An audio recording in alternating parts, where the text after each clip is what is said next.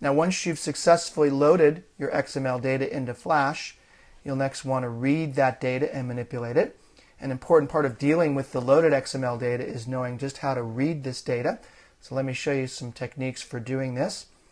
Using the ActionScript 3.0 example from the previous movie, we are going to create my XML object here. We're going to set up our loader in the second line as I described in the previous movie. Then the XML loader event handler so that when the loading is complete, it'll trigger the load XML function. Here is the URL request for loading. This time I'm going to load the tutorials.xml data. It looks like this. It's just a series of tutorials with the ISBN number, author, and title. Now we're going to replace the functions from the previous movie, that previous load XML function, with the following two functions here. Load XML with this information in the function, and then this parse books function here, book input method.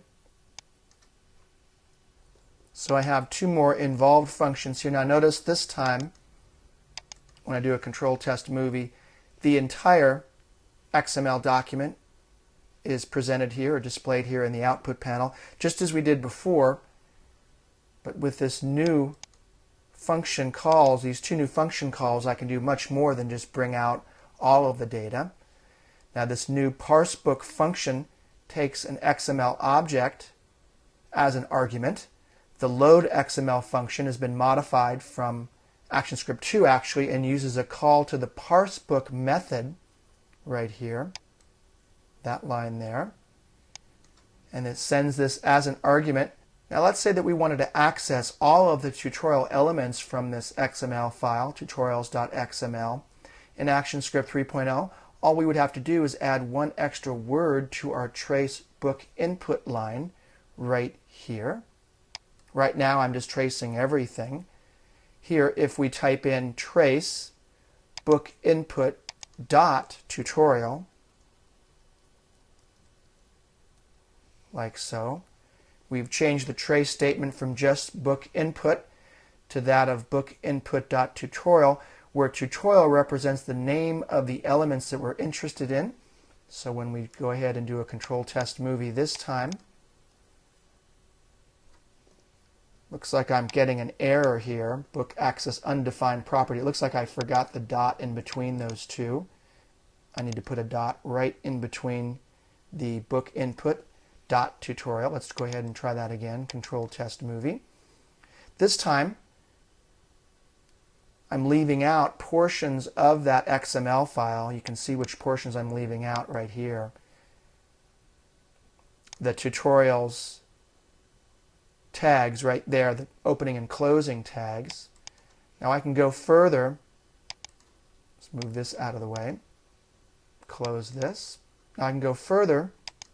Let's say we only wanted the names of all the authors located inside of our tutorial nodes. The names of the tutorial authors are stored in the author elements. So we can change our trace statement from book input.tutorial to book input.tutorial.author. I'm just further refining this trace. Let's put a dot there and let's type in author. Remember our XML structured data here. I have my author tags. You can see that this example, this XML example, is much more structured than the other one. That's why I'm switched over to this tutorials.xml file. So right now, if I do a control test movie, you'll see that what will be traced is just the author names, James Gonzalez and Martin Gonzalez.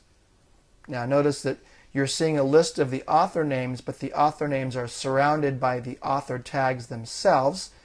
The reason is you're tracing the actual XML element itself, not the XML element's contents. To retrieve the contents of an XML element, you can use the text function. To do that, we just continue appending arguments here to this function. After the author, type .text, open close parentheses like this. And let's go ahead and do a control test movie. And this time you're just getting the author names without the surrounding author name tags. Unfortunately, the names are all on one line with no spaces between them. Now this is a small side effect that can easily be changed. One way to fix this is by using index positions to retrieve just the values we're interested in. For example, to retrieve the first author's name, I can pass an index position 0, because these are like arrays. They start with the letter 0. So after text, type in a square brace, square bracket, the number 0, and then a closing square bracket, like so. Do a control test movie. And this time I just retrieve the first name in that list. Let's do the number 2 here instead of the number 0. And this will retrieve just the name Martin Gonzalez, which is the third name in our XML data, the third author name right here. So I can put in whatever information I need to retrieve just the specific information for a specified tag in my structured XML data.